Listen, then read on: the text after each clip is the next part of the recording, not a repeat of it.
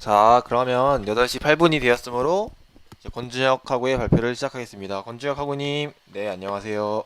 권준혁입니다. 이것도 바꿔야겠죠? 잠시만요. 두 개 동시에 하니까 정신이 없네요.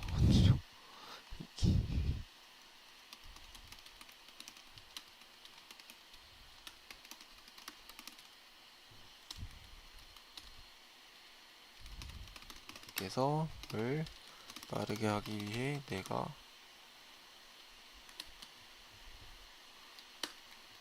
한 것들. 자, 시작을 해보도록 하겠습니다. 사실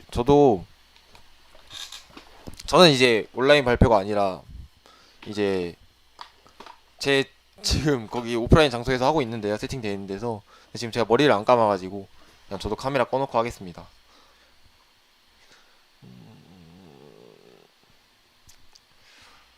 안녕하세요. 24기 권준혁입니다.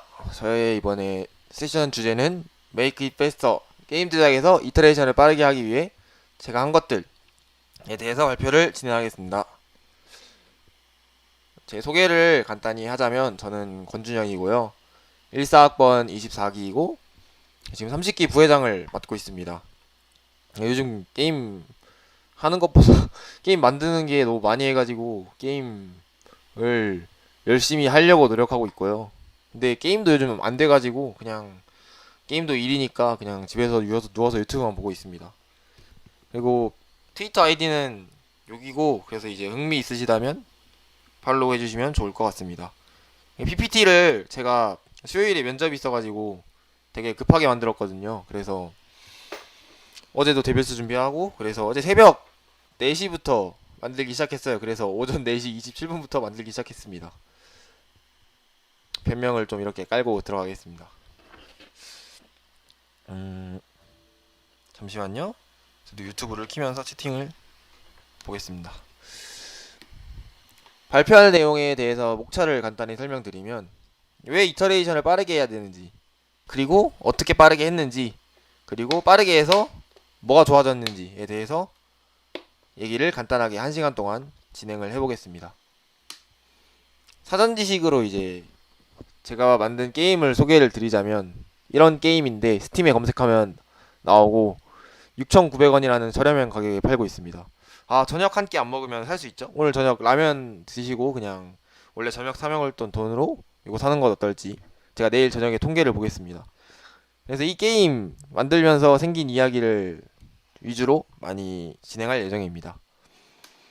이 게임 되게 오래 했는데 보면 2018년부터 제대로 한 거예요. 그래서 2015년에는 이제 아무것도 모르는 상태에서 프로토타입 개발한다고 이제 2학년 때였죠. 2학년 4명이서 이제 열심히 삽질해가면서 만들었고 2016년, 2017년에 이제 그 학교 다니면서 병특도 하면서 이제 많이 손을 못 댔죠. 그래서 2018년에 이제 최종 그 목표를 다시 수립하고 BIC란 이제 게임 컨퍼런스 콘테스트에도 이제 출전을 하려고 노력은 했지만 예선 떨어졌고 2019년에 이제 더 열심히 개발하고 2020년 올해 7월 11일에 발매를 했어요. 그래서 이제 주로 프로세스 개선이 이루어진 거는 2018년도부터고 2017년, 2016년은 그 프로세스에 대해서 배우고 적용했죠. 2016년에가 이제 소프트웨어 공학 수업을 들었을 때고 2017년도가 이제 회사 들어가서 회사에서 프로세스가 어떻게 진행되는지 알았기 때문에 그것을 많이 살렸다고 할 수 있습니다. 자세한 이 게임 개발에 대한 내용은 제가 OMS에서 많이 우려먹었고 세미나에서도 우려먹었고 GP 위키에도 2015년 기록은 다 기록이 돼 있으니 보시면 될 것 같고요. 본론으로 들어가서 왜 이터레이션을 빠르게 할 필요가 있는지에 대해 생각을 해보겠습니다. 게임 제작은 특히 이터레이션이 빨라야 합니다. 왜 빨라야 하냐면 게임이라는 것 자체가 사실 해보지 않으면 몰라요. 해보지 않으면 모르기 때문에 구현을 해보고 그리고 이제 구현을 해서 재밌다 싶으면 적용하고 재미없다 싶으면 다시 바꿔야 돼요. 그래서 이터레이션이 빨라야 되고 그게 이제 프로토타이핑이라고 하죠. 기획하고 데이터를 프로토타이핑 해가지고 아니다 싶으면 버리고 재밌다 싶으면 살리고 그런 식의 접근이 다른 소프트웨어보다 필요하다고 할 수 있습니다. 그 연장선으로 피드백이 무엇보다 중요한 것이 게임 제작입니다. 이제 소프트웨어 공학 쪽에서 뭐 스파이럴 그런 거 배우실 텐데, 그런 거에서 이제 스파이럴 하는 이유가 중간중간에 개발 과정에서 피드백을 반영시키기 위해서잖아요. 그래서 피드백이 무엇보다 중요하기 때문에 이터레이션이 빠를 필요가 있고, 재미가 먼저인 게임 소프트웨어 특성상 설계가 좀 허술해도 재미가 있는 편이 그 소프트웨어 본질에 부합하죠. 물론 게임 프로그래머가 목표로 해야 될 점은 아니겠습니다만, 이런 목적을 잊지 않을 필요가 전 있다고 봅니다. 프로그래머로서의 그 욕심, 설계를 깔끔하게 하고 싶다, 암적한 구조를 짜고 싶다, 그런 것도 물론 지켜야겠지만, 이러한 게임 소프트웨어의 목표, 재미가 있으면 된다라는 점을 잊지 말아야 한다는 점이 전 중요하다고 봅니다. 지금 글자가 아래 좀 잘리네요. PPT를 살짝 올릴게요. 왜 안 올라가? 잠시만. 오케이, 오케이, 오케이. 음. 그리고 그래서 이제 이터레이션을 빠르게 하는데, 프로세스에 드는 비용이, 그래서 이터레이션을 빠르게 해서 얻는 이득을 초과할 때까지, 그러니까 비용을 잘 재봐서 이터레이션이 빠르게 하려면 이제 그 이터레이션에 드는 프로세스 비용이 있잖아요. 그 비용이 이터레이션을 빠르게 해서 얻는 이득보다 커질 때까지, 그러니까 손해가 안 볼 때까지 빠르게 하는 것이, 그래서 전 좋다고 생각합니다. 게임에서는 더더욱이요. 근데 왜 이 프로젝트는 이터레이션이 빨라야 됐냐? 교과서적인 얘기고, 앞에는 저희 이제 경험 얘기를 좀 해보면, 저희 개발의 장기화로 작업을 뭔가 가끔 하긴 하는데 변하는 건 없어 보이는 상황이었어요. 이것은 이제 명확한 이터레이션의 한 범위와 스파이럴을 잡고 시작한 게 아니라 그냥 되는 대로 한 거죠. 되는 대로 했기 때문에 이제 뭔가를 하긴 해도 그것이 이제 내가 실제로 꼴에 닿아가고 있는지, 그런 것에 대해서 객관적으로 판단을 할 수 없었고 판단할 타이밍도 없었던 거예요. 그래서 단기 목표의 부재죠. 이터레이션이라는 것은 하나의 작은 단기 목표가 될 수 있는데, 그 목표의 부재로 동기부여가 이제 안 된 거죠, 사실. 동기부여가 안 됐고, 그리고 동기부여는 안 되는 와중에 하고 싶은 건 많은데 다 언제 해야 될지도 감이 안 잡히는 상황. 근데 그래서 이제 일감의 우선순위를 부여하고 이터레이션을 이제 하나하나씩 돌아가면서 거기서 처리를 하게 됐습니다. 최종적으로 낮은 우선순위는 미뤄지는데, 그러면 이제 내가 사실 진짜 중요한 거 하고 진짜 안 중요한 거를 분리할 수 있어요.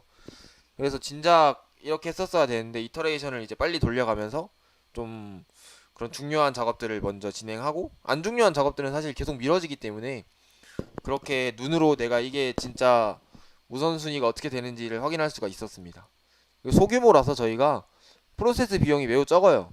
혼자면 엄청 적죠.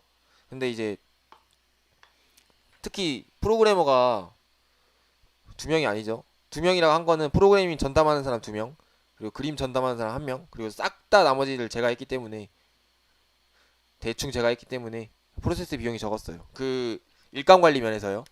그래서 이터레이션을 빠르게 해도 비용이 크게 증가하지 않아요. 그러니까 커뮤니케이션 비용은 증가하지 않죠. 단지 제 업무 부담이 늘어날 뿐이죠. 그래서 올릴만 했어요. 그래서 되는 데까지 올렸고, 그게 상당히 짧았죠. 제 나름대로 하기도 하고, 일주일에 한 번씩 만나니까 일주일에 한 번씩 점검하고.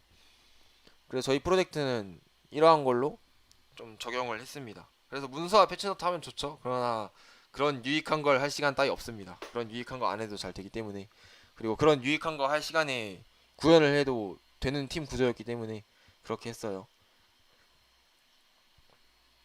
그리고 이제 살짝 엑스트라라고 하는데, 이터레이션과 자동화는 되게 밀접한 관계가 있습니다. 저희 전원이 다 개발자였어요. 그 초기 4명은. 그래서 이제 비효율적인 프로세스로 시간 낭비하는 것을 싫어한다 생각해요. 저는 개발자라면. 그래서 작업에 드는 비효율적이고 반복적인 프로세스가 계속 된다면 개발 의욕이 떨어질 거예요. 저는 적어도 그랬어요. 예를 들어서 이터레이션을 이제 한번 할 때마다 반복하는 작업이 있다 가정을 합시다. 그 작업을 이제 자주 해야 된다. 귀찮죠? 뭐 예를 들어서 테스트를 돌린다던가, 아니면 간단한 뭐 플레이 테스트를 해본다던가, 아니면 뭐 데이터 유효성을 검증하던가, 그런 것을 이제 매번 이터레이션 때마다 한다. 그러면 골치 아프죠. 그래서 개발 의욕을 살리기 위해 무의미한 자동화 가능한 반복적인 일은 최대한 줄여야 됐고, 프로그래머 그러니까 전원 다 이제 프로그래밍을 하는 개발자였기 때문에 그것이 실제로 상당수 가능했습니다. 그 제가 회사나 뭐 다른 사람들 얘기를 들어보면 기획자분들은 이것에 대한 부담이 거의 없어요. 그래서 그냥 제가 그냥 뒤에서 보고 계시면 충분히 이제 검증 가능한 건데 스스로 하고 계시는 분들이 많아요. 그 검증을 매번 그걸 이터레이션 때마다 하셔야 될 텐데 그러면 매우 힘들겠죠. 그래서 저는 자동화 얘기랑 이터레이션 얘기랑 같이 섞어서 할 수밖에 없는 게, 이터레이션을 빠르게 하려면 자동화가 수반돼야 돼요. 그래서 섞어서 자연스럽게 하게 될 것 같고, 이터레이션을 빠르게 한다는 개발 속도를 빠르게 한다, 이것이랑 이제 많이 연관이 되어 있습니다. 그래서 뭔가 이터레이션이라는 딱 그 한 주기로 제 발표를 집중해서 들으시기보다는 전체적으로 개발을 효율적으로 하기 위해서 어떤 걸 자동화했고 어떻게 빠르게 했고 어떤 식으로 이제 단기 목표를 잘 세웠나, 그런 식으로 좀 포괄적으로 들으시면 될 것 같습니다. 제 경험 얘기하는 거라서 그렇게 딱딱딱 교과서적으로 떨어지지는 않을 것 같습니다. 음.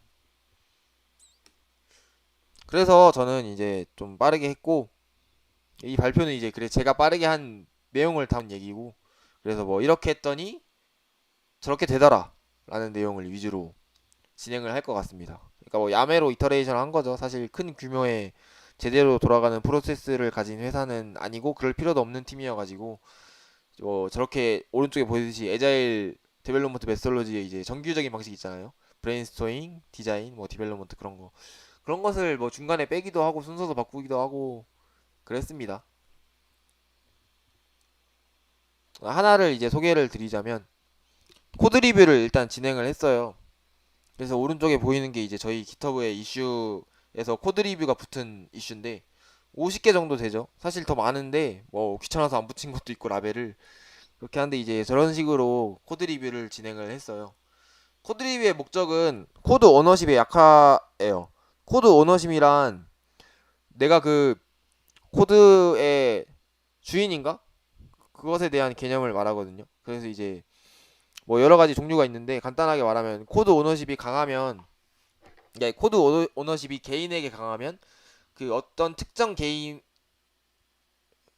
어떤 특정 코드의 소유권을 가진다라는 느낌이 드는 거예요. 뭐 예를 들어서 간단하게 뭐 메신저 프로그램을 생각해 볼까요? 이제 어떤 특정 사람은 채팅 관련 코드를 작성하고 어떤 특정 사람은 이제 뭐 그룹 단톡방 관련 채팅을 구현한다고 해볼게요. 그러면 이제 그 두 명이 자신의 부분에 대한 코드 오너십이 매우 강한 상태를 생각해 볼 수 있어요.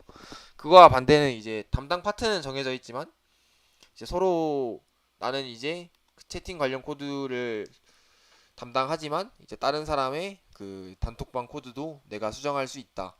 왜냐면 우리 코드는 우리 모두의 것이기 때문에. 그런 식으로 이제 위크 코드 오너십이라 하나요? 여튼 그런 게 있는데, 이게 제일 문제가 남의 코드면 코드 오너십이 강하면 남의 코드면 문제가 있음에도 불구하고 안 고치는 경우가 많고, 그것을 수정해야 되고 내가 수정할 수 있는 부분임에도 불구하고 그 부분을 다른 사람한테 미루는 경우가 많아요. 그 원인으로서는 뭐 여러 가지 있는데 간단하게 생각하면 사람 심리라는 게 그렇죠. 내가 이 부분을 담당하고 있는데 남의 부분을 수정해서 문제가 생기면 내 손해지만, 남의 사람한테 이제 미룬 다음에 이제 그 사람이 해결을 알아서 해가지고 넘겨주면 자기는 편하죠. 뭐 그런 것도 있고 상대방을 존중해주는 의미도 있고 내가 남의 코드를 읽어야 하나? 라는 마인드에서 출발할 수도 있고. 근데 이제 그러면 아무리 이제 근데 저는 사실 이게 개인 역량 차이가 있으면 이런 식으로 어느 정도 접근을 해야 된다 생각을 해요. 근데 이것도 그러니까 사실 정답은 없고 팀마다 다른 방식으로 접근해야 되는 건데, 근데 저희는 사실 이제 같은 학교 같은 학과 비슷한 활동을 한 세 명이서 이제 프로그래밍을 주로 하는데 개인 역량 차이가 그 사이에 있다고 해도 서로 코드를 아예 이해 못할 정도로 역량 차이가 나나? 저는 그거는 아니라고 생각을 했어요. 그래서 이터레이션을 빠르게 하려면 그 이터레이션에 대한 비용이 줄어야 되거든요. 근데 이런 코드 오너십이 강화가 되면 어떤 구현을 하나 할 때 이제 컨텐츠 하나 담당에 여러 사람이 붙게 되고 그 여러 사람 간의 커뮤니케이션 오버헤드가 발생하게 되죠. 예를 들어서 이제 내 작업 끝났으니까 요거 확인해줘. 그럼 이제 그쪽이 작업을 하겠죠. 그럼 그쪽이 작업하면 또 테스트도 해야겠죠. 테스트 잘 되면 또 돌아오겠죠. 또 테스트 잘 된지 또 그 사람은 확인하겠죠. 뭐 그런 식으로 이제 좀 비용이 많이 발생해요. 사람 간 이제 왔다 갔다 하는 게. 그래서 코너 오너십을 약화해가지고 그 자신의 코드라는 담당 분야는 있되 그 담당 분야를 이제 건드릴 수 있도록 할 수 있게 했어요, 저는. 그래서 어떤 기능 구현 시 남의 코드를 변경할 필요가 있다. 그러면 당연하게 남의 코드도 이제 자연스럽게 변경할 수 있게. 그러니까 남을 배려해서 나는 남의 코드를 고치지 않아. 우리는 이러지 말자. 이런 식으로 접근하지 말자. 남을 배려한다고 해서 남의 코드를 고치지 말자. 난 안 할 거야. 이런 식으로 접근하지 말자. 팀에 있는 우리 프로젝트의 코드는 우리 모두가 관리해야 될 것이고 단지 메인 담당자분이 정해져 있을 뿐이다. 그런 식으로 접근을 한 거죠, 저는. 그래서 이게 근데 왜 우리 팀에 상당히 중요했냐면 기획과 프로그래밍을 저는 동시에 하고 있기 때문에 저는 이제 두 개의 자아가 있었는데 기획자로서의 저와 프로그래머로서의 저가 있었죠. 그래서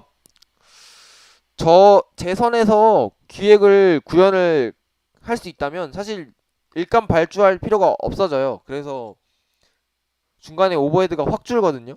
그래서 저는 사실 중요한 문제였고 다른 사람의 코드를 제가 사실 바꿀 필요가 있을 때 이러한 오버헤드가 발생하는 게 너무 싫었어요. 그래서 저는 코드 리뷰를 통해서 이것을 극복하려고 했고 제 코드에 관해서도 다른 친구들이 이제 뭐 기획을 제가 발주를 하면 제 코드를 안 고치는 경우가 있었는데 이 경우에 대해서도 저는 수정을 좀 하고 싶었어요. 그래서 실제로 효과를 전 이거 많이 거뒀다 생각하는데 2018년대 때부터 이제 코드 리뷰를 시작을 해서 남의 코드를 보기 시작했죠. 그러니까 이제 사실 어느 정도 제가 할 수 있는 기획은 제가 다 이제 작업을 할 수 있게 됐고 이제 제 코드도 이제 작성을 할 때 좀 마음이 편한 게 나중에 이 부분에 대해서 이제 문제가 생겼을 때 남 친구가 이제 제 코드를 보고 어느 정도 수정을 하겠구나라는 안도감이 생기는 거죠. 그래서 이게 왜 중요하냐면 한 사람이 작업을 진행할 때 스톡이 걸리지 않기 때문에 다음 이터레이션까지 맞출 수 있어요. 구현 목표를 웬만해서는. 그래서 반대 경우도 해당이 되죠. 이제 웬만한 거는 내가 할 수 있게 됐고 스스로. 그리고 다른 친구들도 이제 내 코드를 그냥 마음대로 바꿀 수 있고. 근데 이것은 사실 저희는 뭐 잘 풀렸다 안 풀렸다 하기도 애매한 게 저의 경우에는 이제 이것이 긍정적으로 작용을 했는데 사실 부정적으로 작용됐다 해야 되나? 좀 코드 리뷰를 성격이 안 맞는다 하면 원활하게 진행되지는 않아요. 그래서 개인의 성향에 따라 이 방법이 불가능할 수 있어요. 그래서 이것은 팀에서 어떻게 돌아가는지에 따라서 상당히 유연하게 접근해야 되고 무조건적으로 이제 팀의 코드가 모두 우리의 코드다라고 접근하시는 방식은 실패할 수도 있어요. 왜냐면 소규모기 때문에 더 그래요. 왜냐면 그리고 돈을 안 주는 팀이잖아요. 그래서 최대한 개인 성향에 맞춰가지고 잘 풀릴 수 있는 방향을 찾아보는 게 좋습니다. 그래서 뭐 불가능하면 어떻게 해야 되나라고 적었는데 저도 사실 잘 모르겠어요. 그래서 저는 뭐 코드 격리화라고 하죠. 그래서 다른 사람의 코드를 아예 분리한 다음에 이제 중간에 인터페이스 같은 걸 둬가지고 인터페이스를 뭐 수정한다던가 그런 식의 접근 방식을 생각을 할 수 있는데 뭐 저희는 그렇게까지는 하지 않았고 그 그냥 제가 오너십을 다 팀 전체 외부 웬만해서는 다 가져갔어요. 목마른 사람이 우물 판다는 느낌이죠. 그래서 이것은 좀 효과가 많았어요. 그 다음 얘기를 하자면 디버그 기능의 우선순위를 상당히 높여서 추가를 하게 됐어요. 코드 프로젝트 규모가 작거나 프로그램 규모가 작으면 사실 테스트를 할 때 간단하게 코드 같은 것을 고치거나 데이터 같은 것을 수정해가지고 테스트하는 경우가 많아요. 예를 들어서 프로젝트 뭐 2, 3학년 때 한다고 하면 테스트 한다고 하면 어떻게 하세요? 그냥 처음부터 다 실행해보거나 아니면 코드 바꿔가지고 이 부분 강제로 돌아가게 해서 실행한다던가. 근데 이터레이션을 자주 돌리려면 사실 똑같은 기능에 대해서 잘 돌아가는지 테스트가 많이 필요하거든요. 예를 들어서 어떤 기능 A, B, C가 있는데 이것이 그러니까 피처 1에 해당되는 부분이 전부 다 A, B, C에 있어요. 그러면 이터레이션을 빠르게 돌린다고 하면 이터레이션을 느리게 돌린다고 하면 기능 A를 만들고 기능 B를 만들고 기능 C를 만들어요. 그리고 이제 이터레이션 체크를 할 때 기능 I가 정상적으로 작동하는지 체크를 하겠죠. 근데 이터레이션을 빠르게 하려면 기능 A를 구현하고 기능 I가 제대로 되는지 체크하고 기능 B를 구현하고 기능 I가 제대로 되는지 체크하고 기능 C를 구현하고 기능 아이가 제대로 되는지 체크하고 이런 방식으로 가야 합니다. 그래서 기능이 추가될수록 테스트해야 되는 연관 기능이 점점 많아지고요. 특히 게임 같은 경우에는 컨텐츠가 얼기설기 그 설계의 아름다움을 무시하고 엮여 있는 경우가 많기 때문에 중요해요. 그리고 서버 같은 경우에는 사실 데이터 위주로 많이 돌아가기 때문에 이제 유닛 테스트나 그런 것을 만들기 좀 용이한데 클라이언트 같은 경우에는 사실 경우의 수도 너무 많고 그래가지고 자동화 테스트를 하기가 매우 힘들어요. 유니티에서도 지금 뭐 테스트 기능을 지원하긴 하는데 이것에 대해서도 사실 간단한 UI 체크만 하지 완벽하게 테스트를 돌리는 팀이 있을까요? 저는 없을 것 같은데 여튼 클라이언트는 아직 자동화 테스트 하기 힘들다는 게 중요한 포인트고 예, 그래서 이제 아까 말했듯이 기능이 작으면 막무가내 무대포식의 테스트가 됩니다. 그래서 이제 코드를 변경해서 테스트 빌드 다시 필요하죠. 리소스를 변경해서 테스트 물론 이것도 빌드 다시 필요하죠. 그리고 이게 사실 제일 나쁜 건데 제한 환경을 만들기 위해서 열심히 다시 플레이해서 상황을 만들어요. 그럼 이제 한 번 테스트하는데 오래 걸리는데 이제 극단적으로 저희가 예전에 프로토타입 때 냈을 때는 이런 테스트 기능이 전무해가지고 이제 후반 진행도 것을 테스트하려면 초반부터 다시 쭉 갔어야 되거든요. 그래서 세이브 파일 백업해놓고 그랬죠. 근데 지금은 이제 그러지 않는데 여튼 이러면 문제가 어떤 기능을 하나 만들잖아요. 그러면 테스트하는데 20분이 걸려요. 와 그럼 기능이 잘 돼요. 근데 다른 기능을 구현하는데 다시 그쪽까지 테스트를 해야 될 일이 생겼어요. 근데 나는 천재 프로그래머이기 때문에 나는 정말로 완벽한 코드를 짰기 때문에 왜냐면 나는 완벽하지 않은 코드라면 내가 애초에 작업을 안 했기 때문에 나는 이 코드에 버그가 없을 것 같아요. 그러면 테스트 20분 꼭 해야 되나? 그런 자기 합리화 회로가 돌기 시작하거든요. 그럼 자기 합리화 회로가 돌면 어떻게 된다? 테스트하기가 귀찮아지고 필요성을 못 느끼게 되는 이유가 만들어지고 테스트를 안 하게 되고 그리고 막상 그때 가보면 버그가 발생하고 그런 문제가 있습니다. 그래서 이것이 사실 제일 문제예요. 그리고 이게 사실 개발자로서 집중을 하면 사실 많이 모르는 부분인데 학교에서는 이제 사실 프로그램 어느 정도 완성한 거 하면 끝이잖아요. 근데 이게 리소스 엮이고 시나리오 엮이고 기획 엮이고 보면 사실 개발하고 땡이 아니라는 걸 좀 느낄 수 있어요. 왜냐면 데이터를 이제 넣을 때 예상치 못한 데이터로 이제 버그가 생길 수도 있고 데이터에 있는 미스를 못 잡을 수도 있고 그래서 사실 기획자로서 기능을 테스트할 때는 매우 시간이 많이 걸려요. 기획하고 QA를 이제 하게 되면 저는 알게 되고 저는 그래서 사실 게임 회사에서 다닐 때 QA하고 기획분들에게 되게 많이 챙겨줬어요. 왜냐면 그분들은 프로그래밍을 할 수 없기 때문에 할 수 없으신 분이 많았기 때문에 이제 프로그래머한테 이제 QA 기능을 이제 요청을 하면 사실 프로그래머가 귀찮으면 그냥 안 해주거든요. 이게 그러면 프로세스적으로 비용이 매우 낭비되는 상황인 거죠. 저는 사실 기획하고 QA하고 프로그램이 됐기 때문에 저는 필요하면 바로 만들었어요. 그래서 테스트 기능을. 그래서 그 예시를 보여드리자면 오른쪽에 이제 이게 있는 유니티 상에서 이제 에디터에서 선택할 수 있게 만들었는데 이것도 상당히 중요해요. 테스트 기능은 무조건 간단하게 실행할 수 있어야 돼요. 그래서 테스트하다가 이제 3번 이상 똑같은 일을 위해서 테스트 코드를 아니 그 테스트를 위해서 뭔가를 한다? 그러면 함수로 빼는 게 웬만해서는 올바른 선택지더라고요. 시스템을 그리고 이렇게 한번 제대로 만들어두면 계속 그 기능을 추가만 하면 됩니다. 편하죠. 테스트용 기능이 그리고 분리가 되기 때문에 이것은 이제 그 덤으로 얻을 수 있는 좋은 효과인데 디플로이 할 때는 테스트 기능을 전부 다 빼야 돼요. 그럼 이제 이렇게 함수로 묶어두면 깔끔하게 그 디버그 기능을 분리를 할 수 있습니다. 게임 내에서 하고 빌드 내에서도 이것이 잘 돌아가야 돼요. 에디터에서만 테스트하면 좋죠. 근데 빌드 테스트 많이 무시하시는데 빌드 테스트 무조건 해야 됩니다. 제대로 된 게임을 만들고 싶으면 빌드 테스트는 필수예요.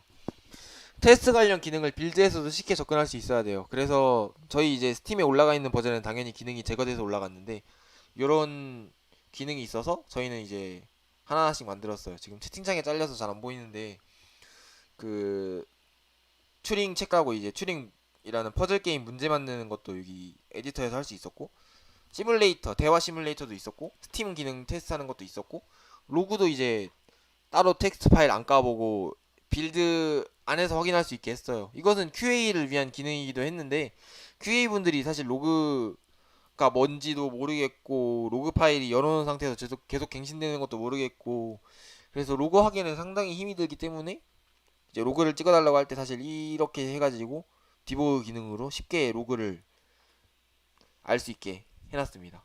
여튼 이런 여러가지 기능을 쉽게 접근할 수 있어야 되고 왜냐면 쉽지 않으면 접근하기 귀찮아져서 아까처럼 자기 합리화 회로가 돌기 시작해요.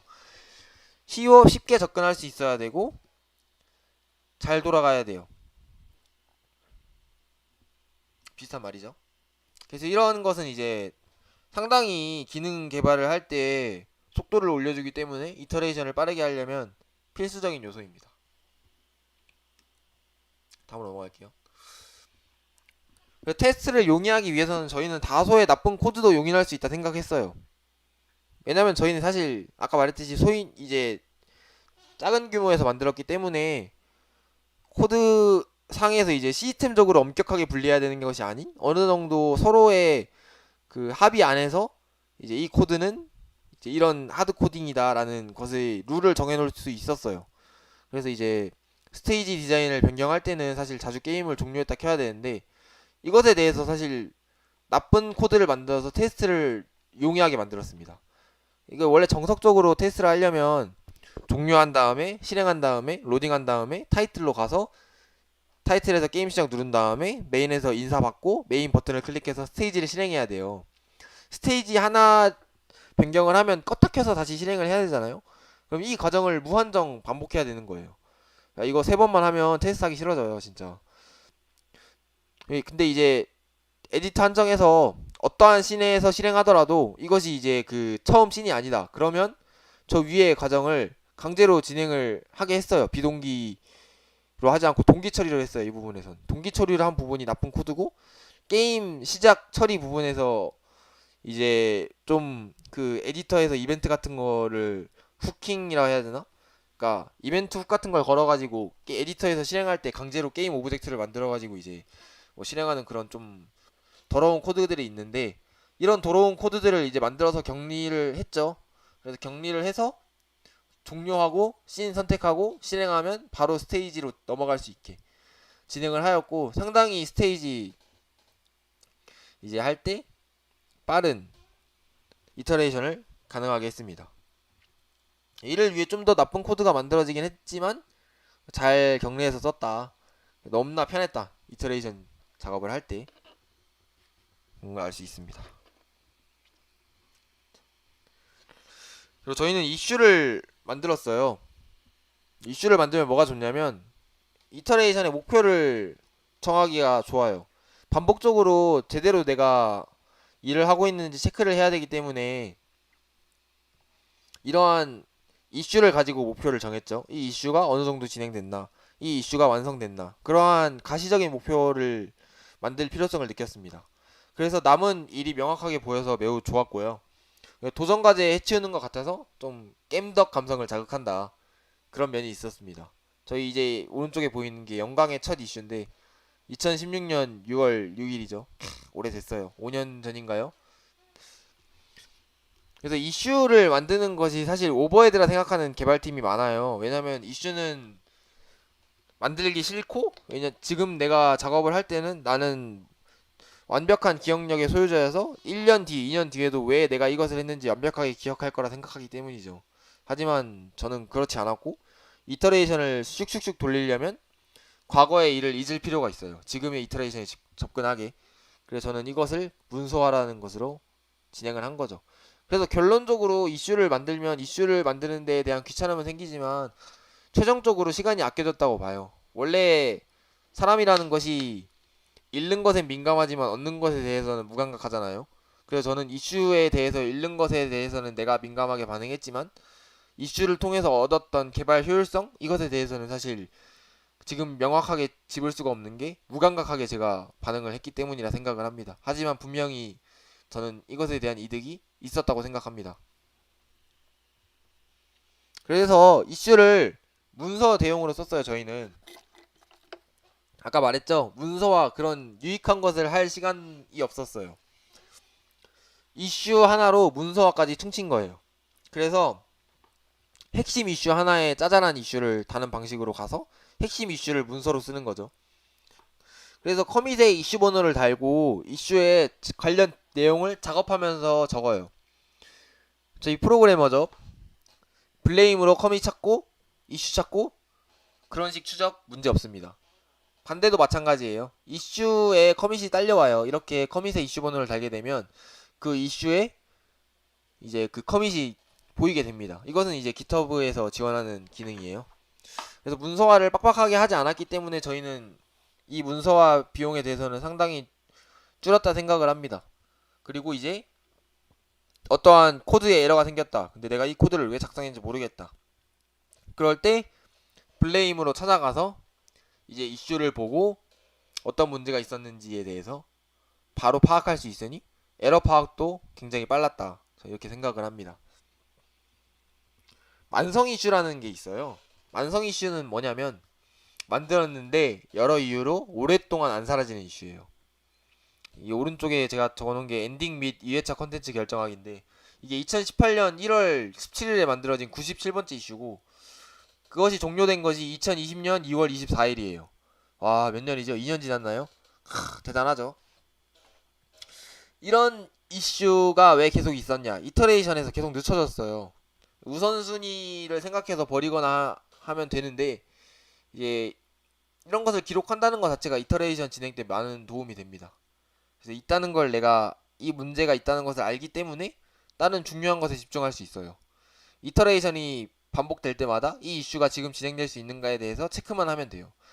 비슷한 이슈로 맞춤법 검사가 있었는데 맞춤법 검사는 진짜 프로젝트 초창기에서 생긴 이슈고 맞춤법 검사는 사실 이터레이션마다 할 필요가 없기 때문에 게임 발매를 하고 로컬라이즈 하기 직전에 저희는 맞춤법 검사를 진행했어요.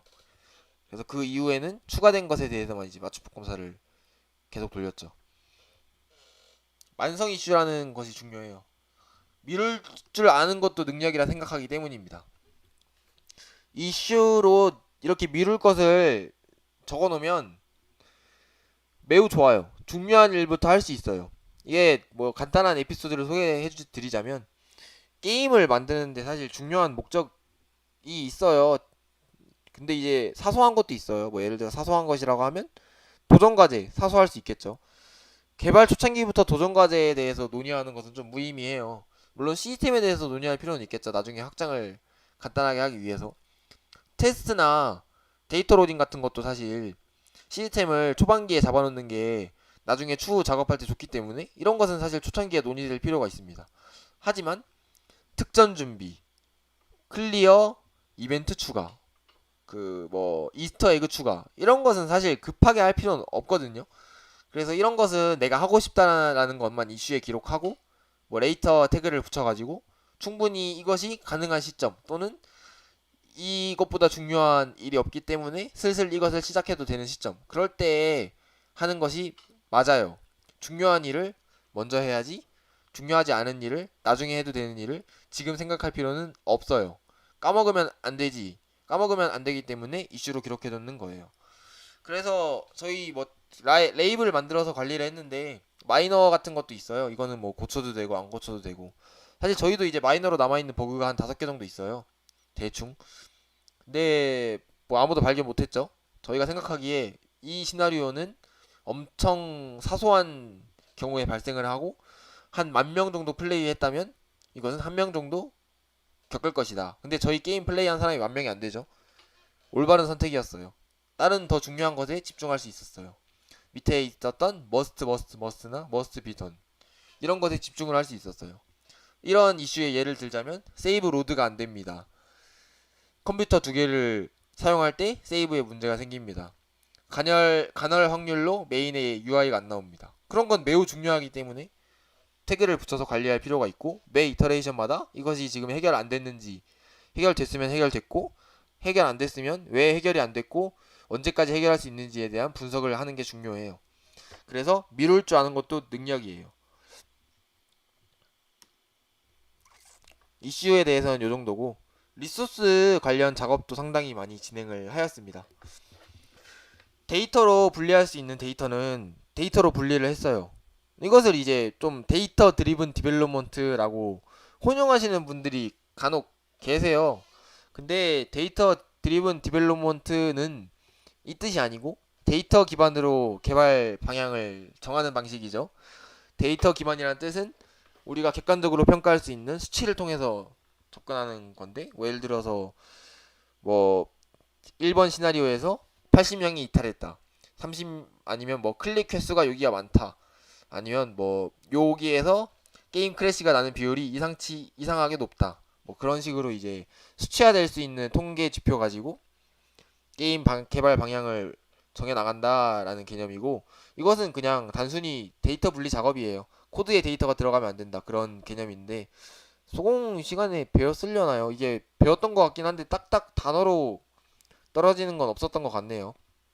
그래서 코드도 코드인데 리소스에 대해서도 자동화 검증을 해야 돼요. 일단 데이터 분리에 대해서 말을 드리겠습니다. CSV나 XML 같은 데이터 포맷으로 데이터화를 해서 게임의 컨텐츠를 관리했어요. 저희가 원래 그 퍼즐 게임의 퍼즐 같은 것은 사실 초반부터 이거에 대한 필요성을 알아가지고 텍스트 파일로 빼서 관리를 했는데 이렇게 형식적으로 관리를 하지 않았거든요. 근데 이것은 웬만해서는 통일하는 게 좋아요. 이런 데이터 포맷 같은 경우에는. 왜냐면 각자 따로 데이터 포맷이 논다? 그러면 그 데이터 모듈화가 힘들어져요. 이것의 필요성은 사실 굳이 안 말해도 잘 아실 것 같아요. 그리고 기존에 잘 알려진 형식을 사용하는 게 매우 중요하다 생각하는 게, 기존에 알려진 상식을 사용할 수 없는 경우가 뭐가 있죠? 예를 들어서 정말 최적화를 빨리 해야 되는데 시중이나 그 기존에 알려진 모듈로는 이것을 달성할 수 없다, 목표를.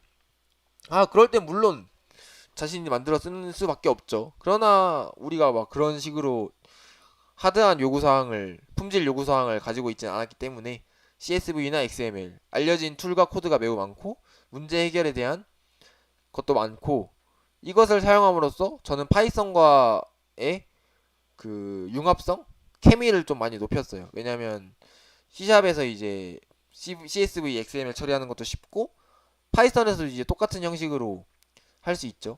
그래서 제이슨이 지금 잘 기억이 안 나는데 여튼 애초에 이런 데이터 포맷을 규격화한 게 이런 다른 프로그램끼리 용이하게 데이터를 왔다 갔다 할 수 있도록 하는 목적이 있기 때문에 저는 어찌 보면 목적에 맞게 쓴 거죠, 이러한 데이터를.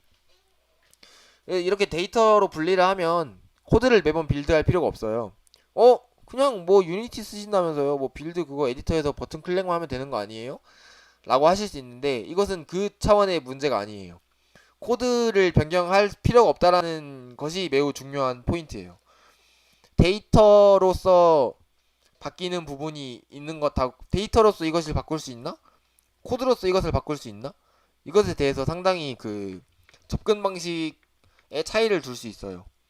코드에 데이터가 들어가 있다. 그럼 뭐 이제 코드에 있는 데이터만 바꾸니까 데이터만 바꾼 거 아니냐, 뭐 그렇게 말을 하실 수도 있죠. 하지만 느낌도 다르고, 이건 뭐라 설명해야 될지 모르겠네요. 여튼 그 파티션을 나누는 느낌이에요. 데이터로 할 수 있는 것은 데이터로 분리한다. 그래서 컨텐츠 데이터가 규격화됨으로써 문제를 파악하기 쉽습니다. 이 문제를 파악하기 쉽다는 말은 다양한 것을 함축하고 있는데, 자동화로 테스트를 해서 문제를 발견하기 쉽다는 말도 있고, 어떠한 기능을 내가 추가할 때 다른 데이터들이 어떻게 되어 있는지 알고 어떠한 코드, 그러니까 그 데이터를 처리하는 코드가 변하지 않았기 때문에 지금 내가 들어가 넣는 데이터가 문제가 생길 수 있겠구나라는 것을 어느 정도 알 수 있어요. 왜냐면 데이터화를 하는 과정에서 이러한 그 규칙화, 정규화라 해야 되나? 그런 문서화가 수반이 될 수밖에 없거든요. 그래서 좋습니다. if문 같은 걸로 이제 로직을 제어하지 않고 오로지 데이터로 제어를 하기 때문에 쉽게 알아볼 수 있어요. 리소스 작업이나 검증도 필요한 작업입니다. 저는 파이썬을 이용해서 상당수 이러한 작업을 진행했는데요. 리소스 자동 변환이나 검증, 번역 이런 것을 일괄적으로 해줍니다. 뭐 자동 변환이라는 것은 이제 스크립트 구조를 한번 다 저희가 이제 새롭게 이제 변경할 일이 있었는데, 옷 갈아입히기나 뭐 액세서리 추가 같은 걸 추가하면서, 그러면서 이제 기존 스크립트를 새로운 스크립트 구조로 변경할 필요성이 있었어요. 그런 걸 이제 파이썬으로 작성해서 일괄적으로 변화를 했습니다. 제가 한 땀 한 땀 손으로 작성했으면 어땠을까요? 실수도 했었겠고 뭐 시간도 많이 걸렸겠죠. 근데 저는 이거 하는데 한 3일 정도 걸린 것 같아요. 퇴근하고 와서 작업한 걸로 기준으로 3일. 그리고 한번 이렇게 해두면 손으로 내가 변화했을 때는 어떤 부분이 잘못됐다 생각하면 다시 처음부터 다시 해야 되는데, 코드는 이제 내가 중간에 잘못됐다 싶으면 그냥 코드 붙여서 다시 돌리면 되니까 훨씬 시간이 절약됩니다. 그래서 번역 관련 교정도 이것으로 일괄적으로 진행했어요. 정규 표현식 써가지고 하는 경우도 가끔 있긴 한데, 이것은 여러 번 해야겠다 싶으면 바로 저는 코드로 작성했습니다. 비주얼 스튜디오 코드 켜서 일괄치안으로 변경할 수 있는 내용임에도 불구하고 저는 이제 이것을 코드로 진행하였습니다. 스팀에 업적을 정보를 직접 넣어줘야 돼요. 근데 이것이 이제 한 땀 한 땀 넣어줘야 되는데, 그것도 CSV 읽어가지고 이제 자동으로 하게 셀레니움 가지고 구현을 하였습니다. 그래서 매우 이터레이션이 빠르죠, 이렇게 하면. 왜냐면 일단 반복 작업이 줄니까 속도가 줄고, 그러면 생각한 것을 바로 적용해 볼 수가 있어요. 그럼 이제 거부감이 없어지는 거예요, 그 기획을 내는데. 뭐 스팀에 CSV 갱신하는 것도 업적 정보 변경하는 데 부담이 없어졌죠, 좀. 왜냐면 이것을 이제 수동으로 한다고 하면 매번 이제 내가 어디 잘못된 데 있나라고 봐야 되는데, 이것은 이제 뭐 껐다 키면 자동으로 잘 돌아가기 때문에. 그리고 빌드 프로세스를 최소화했어요. 게임 출시 직전 가면 밥 먹듯이 하는 게 빌드죠. 계속 이제 슬슬 개발자들만 테스트하는 것이 아니고 QA에게도 테스트를 해봐야 되고 스팀에 직접 올려가지고 테스트도 해봐야 돼요. 그럼 이제 밥 먹듯이 빌드를 해야 되는데, 그 과정에서 빌드를 빠르게 하고 실수하는 일이 없도록 안전장치도 걸어놓는 일이 필요했습니다. 그래서 저희는 이제 내부적으로 자체적으로 만든 라이브러리를 쓰고 있는데요. 그 라이브러리를 디버그용으로 하지 않고 릴리즈용으로만 해야 유니티에서 exe 파일로 빌드가 되게 설정이 되어 있어요. 이건 제가 한 건 아니고 이제 그 제 친구가 초반에 해둔 건데, 신영철하고가 초반에 이제 작업을 해둔 건데, 제가 나중에 후반에 가서 그런 깊은 뜻을 깨달았죠. 그래서 이것은 간단하게 자동화할 수 있으면 해두는 게 좋아요. 그래서 QA 시깃이 하루에 한 번씩 패치를 하기도 했어요. 그러니까 피드백을 바로 받아가지고 다음날 패치해서 이렇게 바꿔봤는데 어떻습니까? 해서 이제 이것 좀 아닌 것 같은데 하면 다시 피드백 바로 받아가지고 빌드하는데 10분 20분 걸리니까, 그러니까 그 프로세스가 전부 다 잡아가지고 10분 20분밖에 안 걸리니까 그러한 피드백을 받아서 바로 변경하는 데 부담이 없고, QA 쪽에서도 이제 피드백이 바로바로 반영되니까 확인하는 데 맛이 들죠. 그래서 좋았습니다. 그리고 김도가 방송을 고맙게도 해줬는데, 이때도 전 상당히 되게 엄청 다행이다라고 느꼈던 게, 빌드 프로세스를 여러 번 반복해서 숙달이 되다 보니까, 그 안전장치도 있다 보니까 라이브로 패치를 할 수 있다는 생각이 들어요. 그래서 가위가위보 때문에 삽질을 하고 계셨는데 바로 머리 삥 돌려서 이거 각이다 해가지고 바로 리소스 변경해가지고 패치를 해서 올렸습니다. 그래서 저는 그 상황에서 이러한 훈련도 되어 있었고 안전장치도 있었고 실수에 대한 걱정도 이제 내가 줄었기 때문에 이러한 것을 하려는 생각도 들었고 실제로 할 수 있었다고 생각을 합니다. 그래서 제가 이터레이션을 빠르게 해서 뭐가 좋았을까요? 지금 생각해보면 이제서야 뭔가 진행이 되는 것 같다는 생각이 막 들어요. 드디어 이터레이션이 자주 있으면 이터레이션마다 뭔가 한 게 있거든요. 두 가지예요. 바로 내가 잘하고 있나를 테스트할 수 있고 내가 잘 못하고 있는지도 눈에 보여요. 그래서 이게 이터레이션이 잘 안 되네, 왜 안 됐을까라고 생각해보면 뭐 그때 회사 일로 바빴다던가 아니면 시험기간이었던거나 마땅한 이유가 있는 경우가 대부분이었기 때문에, 이제 내가 오랜 기간 지났는데 왜 개발이 안 됐지? 라는 것에 대해서 이유를 명백하게 알 수 있다는 점에서 개발 의욕을 상승시켰고요. 그것으로 인해서 개발을 오래 지속해 나갈 수 있었습니다. 그래서 얼마나 남았는지 주기적으로 견적이 나와요. 물론 미숙했으니까 5년 했겠죠. 그래서 이제 간단히 해보고 아니다 싶은 건 안 하고 그런 식으로 피드백을 계속할 수 있었다. 그리고 이제 만날 때마다 일감 하나 해결하는 방식을 하니까 뭔가 좀 목표가 생기는 것 같기도 하고 만나는 시간이 의미 있는 것 같기도 하고 잡담을 하다가도 일감 끝내야 돼서 좀 빡 집중을 하기도 하고 그랬습니다. 피드백 주고받기도 좀 편해졌죠.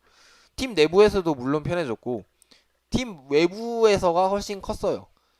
이터레이션을 빠르게 하고 이슈로 남기니까 팀 외부에서 온 피드백을 이슈로 남겨가지고 공유하거나 기록하거나 그리고 이제 이터레이션마다 이제 외부 팀에게 이제 피드백을 받을 수 있기 때문에 외부 팀은 사실 컨텍스트가 오래 남진 않잖아요. 제 게임에 대한 도움을 주셨어도 그것이 이제 막 그 게임 제작을 저처럼 많이 하는 건 아니니까 며칠 지나면 까먹기 마련인데 이터레이션을 빠르게 하니까 까먹지 않죠. 그래서 주기적으로 피드백을 계속 주고받으면서 좀 더 연속성 있는 일을 할 수 있었다. 그리고 이제 하고 싶은 것, 해야 하는 것, 꼭 하지는 않아도 되는 것, 꼭 해야 하진 않는 것 이런 것을 이제 분별하기가 좋아요. 아까 말했던 라, 라벨링 같은 거나 태그 같은 거나 이터레이션마다 점검하는 거나 그런 것을 통해서 이런 것을 알 수 있습니다.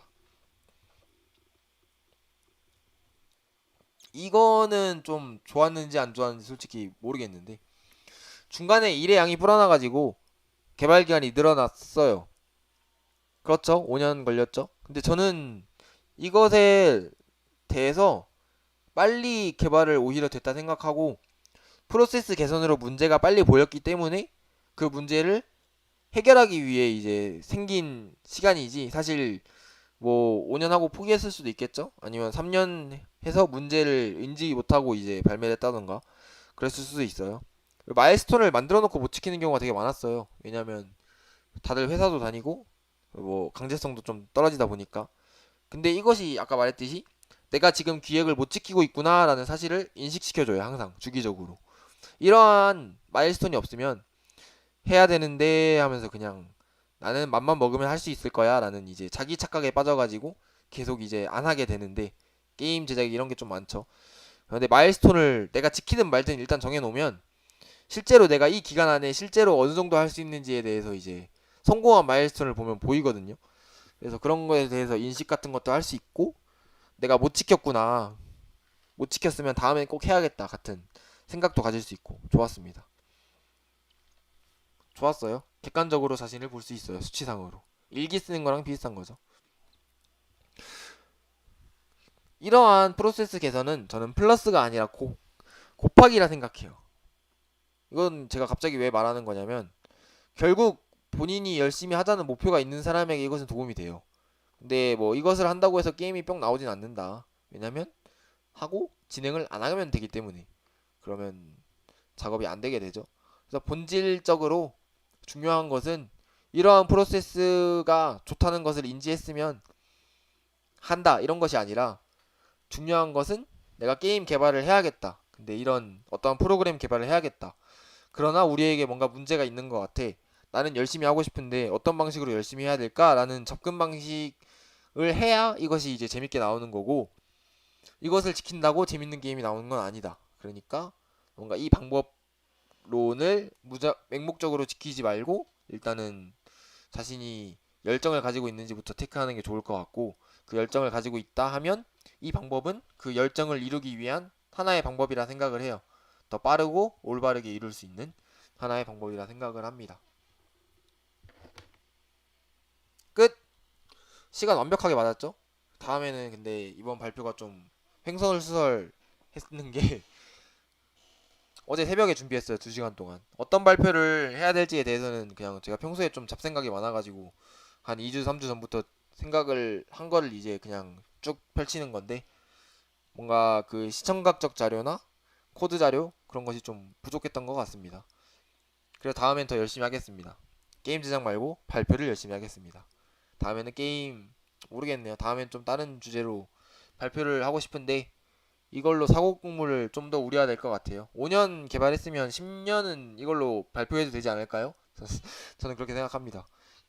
그렇습니다. 그래서 이것은 아까 4시 27분에 시작해서 PPT 제작이 6시 22분에 마감된 2시간짜리 준비된 발표였습니다. 부족한 발표 들어주셔서 감사하고 제가 준비한 것은 여기까지입니다. 질문을 6시까지 채팅이 올라오면 답변을 하겠습니다.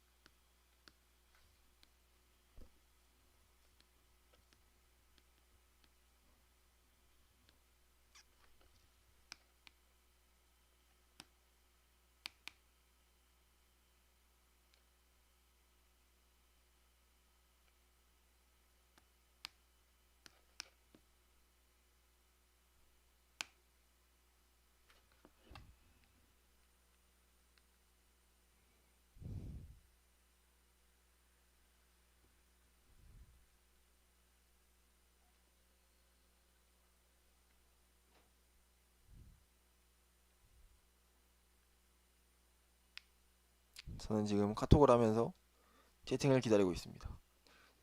채팅 연속성이라는 게 있어요. 이게 누군가 적고 있으면 지금쯤 하나 나왔을 거거든요. 다른 사람들 질문을 듣다가 생각이 나가지고 다른 사람들 질문에 대한 답변을 듣다가 새로운 게 생각나가지고 다시 질문을 적는 사람들이 있어요. 저는 이것을 질문의 연속성이라 생각하는데 마지막 질문이 나오고 제 답변이 끝나고 그 이후로 2분간 답이 질문이 없다? 그러면 보통 질문이 이제 더 이상 없다는 것을 뜻하거든요. 그래서 지금 59분인데 제 생각에는 끝났습니다. 그래서 제 발표는 여기까지이고요. 딱 6시네요. 들어주셔서 감사합니다. 질문이 있군요. 박수를 쳤지만 보고 있습니다. 질문 부탁드리겠습니다.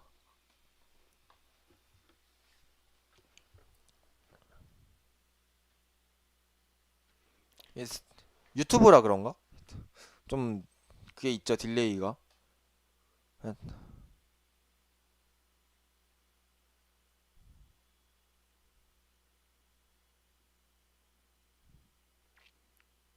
걱정 마세요. 지금 질문 기다리고 있습니다. 어차피 제가 진행하는 거기 때문에 저는 막 진행할 수 있습니다.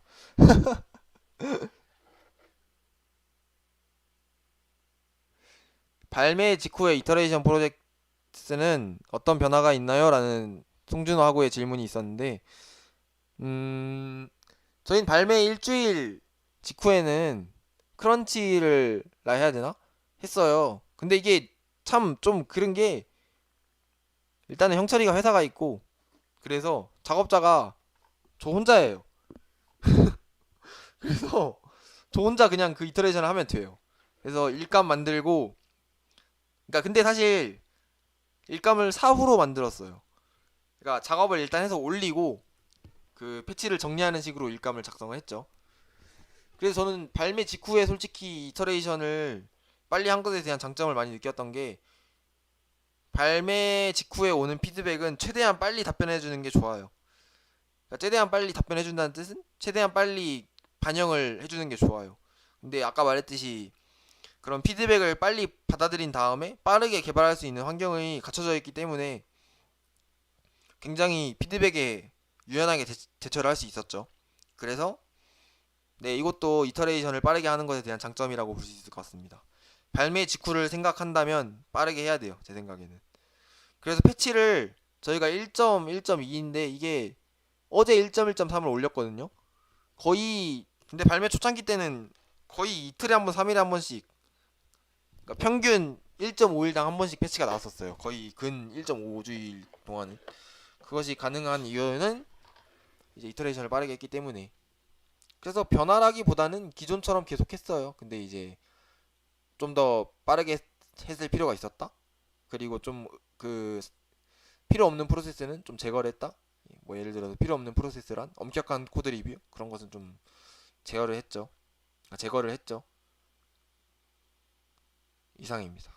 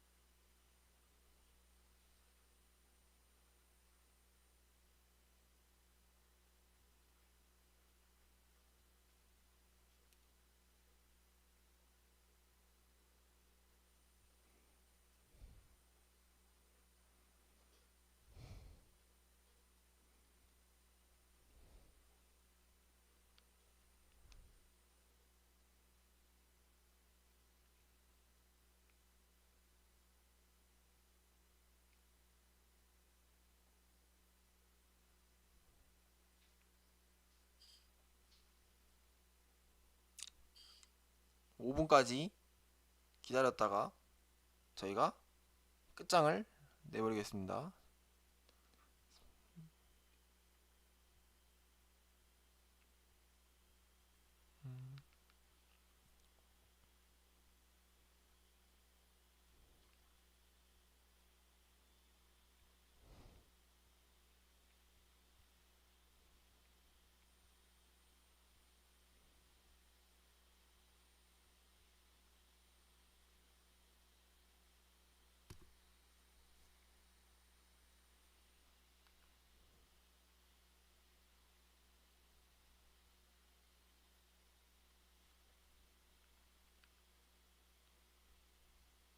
네, 송준호님. 그거 좋은 방식인 것 같아요. 질문 있을 때 일단 던져놓고 생각하는 거. 저도 어제 그렇게 했죠.